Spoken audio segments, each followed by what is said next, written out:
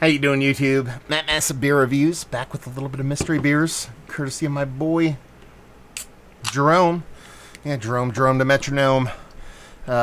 Jersey Brethren sends me off beers every now and then, and he sent me off a 4-banger mystery beers. This would be the fourth of 4 classic mystery beer stylings with the delicious paper towel and the fantastical blue painter's tape.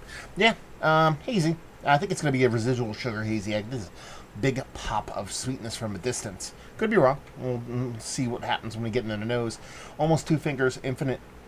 I was going to say infinite creamy. That's a lie. It's kind of this semi-creaminess that's kind of crumbling on top of itself real quick. Uniform medium to smaller bubbles going down. It's got this kind of like heady second fiddle sip of sunshine kind of look to it. A little bit lighter than that, but that's the kind of vibe. So an old school, new school kind of hazy IPA is what I'm getting from a distance.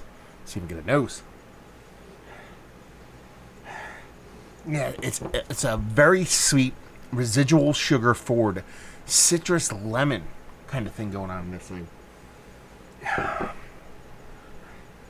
Almost at a point where I want to say there's some addition to it. Like it's not just hops, it's actually got some kind of like lemon peel, lemon zest, those kind of things kind of going on for it. Yeah, and there's a soft little kind of spritzy little bit piney kind of bittering, or not even piney, kind of hoppiness more than bittering on it, but it's very, very small compared to that kind of lemon limey, kind of citrus laden, pineapple, grapefruit heavy, super sweetened, like almost like Sunny D like kind of thing. Or if you made Sunny D with like refined like clear white sugar as opposed to like a soft kind of creamy kind of powdery base. Yeah, I mean, she smells like summer, but she also smells like a little bit like a kind of from concentrated fruit juice. Let's dive in. Cheers.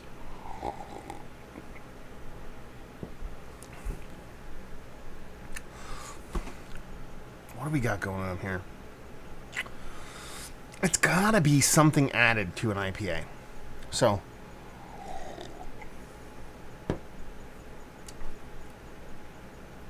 this is somebody's. I don't think it's that high at ABV. Maybe they're gonna call it high ABV, but it's not. Because of the amount of residual sugar in here. I think this is probably more like a low 6% IPA with fruit added. I'm actually kind of leaning peach now, the way that's kind of coming off. But it's not. They're going to call it 7.4% IPA with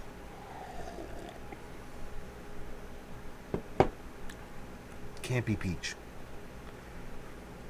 It's not tart enough or acidic enough to be passion fruit. Kiwi mango. There's no lactose in this. But it's the kind of beer people would put lactose in.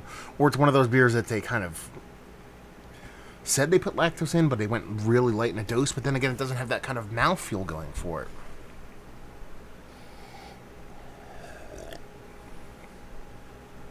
Or I'm in the wrong territory here. I'm in, like, because I want to go IPA because that's its base. Fruit forward, this is a bittering on the tongue. You're getting some of those fruits from hops, but you're getting a decent portion of it from some kind of fruit addition. But it's almost like a lager kind of vibe to it with how clear and how crisp it is. So is this like, okay, let's go there. Let's call this a mid 7% imperial lager with fruit added? Is that what we're dealing with here? I kind of think that's where I want to go with this one. Because I'm not getting anything aroma-wise that would lead me into a lager. But with the way the hops are playing off on this, and with the way that addition of that fruit is kind of coming off on this, it would mask any of those kind of overt kind of lager kind of yeasty esters. And the reason why I'm leaning that way is just because of the way the beer is drinking. It's crisp, it's clean, it's got a little bit of heft to it, but with how sweet it is, and me assuming there's fruit added. If there's not fruit added to this, I don't know what. Here's the trick, though, and I don't think.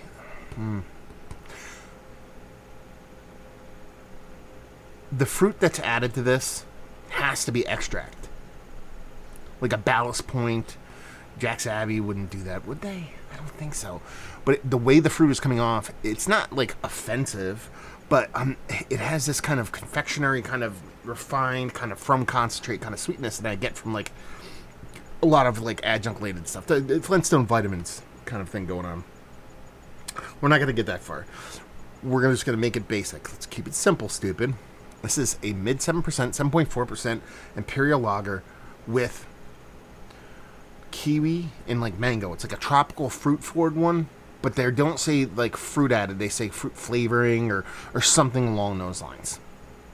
Done and done. I have no idea. This could be Orval. This could be whatever. Let's see what we have going on here. Okay, it's Icarus. It's the Tahitian Breeze. Okay, this is an Imperial India Pale Ale. Okay, so they do have lactose in here. It's not super heavy-handed. Toast, coconut, strawberries, peaches, vanilla beans. See, I went away from the peach thing, and I get it. You know, like, listen, it came off more like a tropical fruit thing.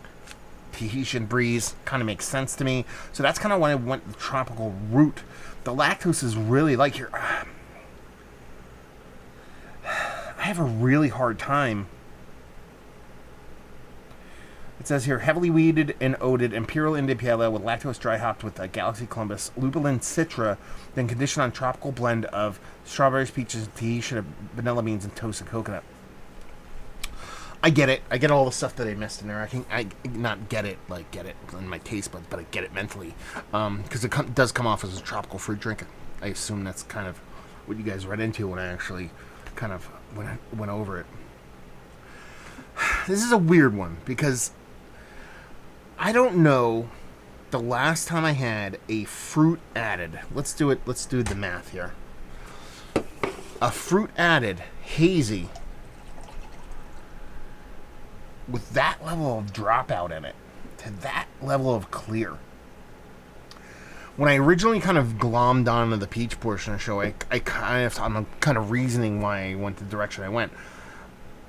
Peach is what I hit on initially, but I went away from it because I don't think I've ever had a peach beer that wasn't kind of a murky dumpster fire looking beer to a certain extent. But I don't think Icarus is the kind of brewery to do the whole adjunct thing. That's what I'm saying. Yeah, it's tasty, it's fun, but it does come off a little bit like Ballast Pointy. So it's 7.7% for those playing along at home, so it was, 3% off on that. Or 0.3% off, not 3% off. And honestly, that's the whole reason why I went lager to begin with. And that's the whole reason why towards the end I kind of didn't reverse against the lager, but I said it's got to be extract-based kind of fruitedness because of how clean and clear this was. Because there was a fruit addition to the beer. They went peaches and strawberries. I went, kiwi and mango. Exactly the same tastes. But with that addition of the coconut and with that little bit of soft lactose that wasn't heavy-handed, it really did come off to me as more of a tropical fruit drink, which is what they're going for anyway.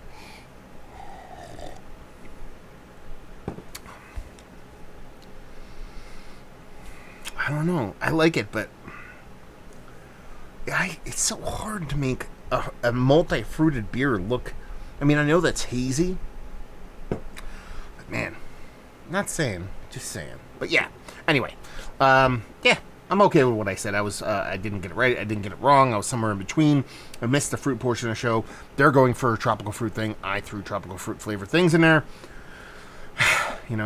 Works for me. Let's talk about it. Is this one of the better fruit-forward, hazy IPAs that I've had as of late? It's worthy of conversation.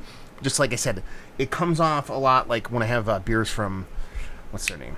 Ecliptic Brewing. A lot of their beers have that kind of like Flintstone vitamin adjunct or extracty kind of fruit thing.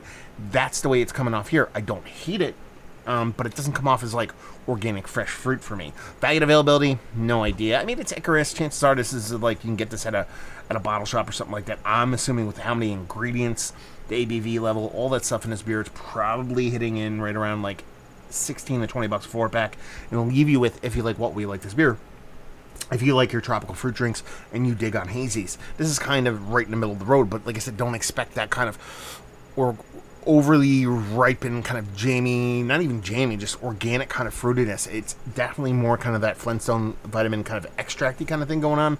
But if it's not done super over the top, it can be kind of tasty in a very fun way, and that's the way this comes off. So if you dig those kind of beers, you'll dig this. So there you go. Another review in the books. Hopefully you guys enjoyed it. Down there if you want to talk about it. Massive Beers if you want to check me out doing the social media stuff. Beer Massive if you want to check me out doing the whole podcasting thing. Hopefully you guys enjoyed the review. Hopefully you're enjoying a little Icarus jam. Or mystery jams, mind you. Hopefully see you next time. Cheers.